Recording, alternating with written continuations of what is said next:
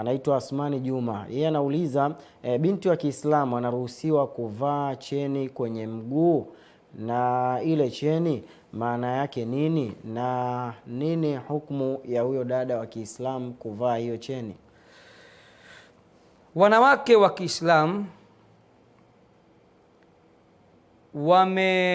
katika mapambo yao ndio kuvaa cheni shingoni, mikononi, hata miguuni.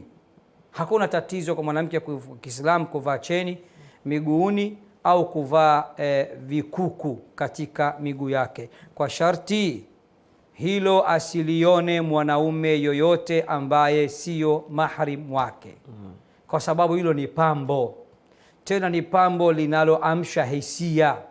Kwa hiyo mwanamke wa Kiislamu anayevaa cheni mguuni au vikuku mguuni, alafu ukatoka hivyo mguu kavukavu ili watu wakuone kwamba wewe una cheni miguuni, umepata dhambi. Mwanaume atakayekuona wewe umepata dhambi, tena unaweza ukaingia kwenye makosa makubwa sana, kwa sababu Allah kasema katika sura 24 Suratun Nur aya nambari 31, wala yadribna bikhumurihinna ala juyubihi wala yadribna biarjulihinna liyu'lama ma yukhfina min zinatihinna, wala wanawake pinde watakapovaa vikuku au cheni miguuni wahakikishe wanatembea pole pole, tena kwa kujificha, tena kwa kuficha ficha cheni zao na vikuku vyao, wasipige pige miguu yao chini kwa nguvu, ili wanaume wapate kuona, ili wapate kurusha roho wanaume, washuhudie cheni zao, vikuku vyao. Wasifanye hivyo, Allah kakataza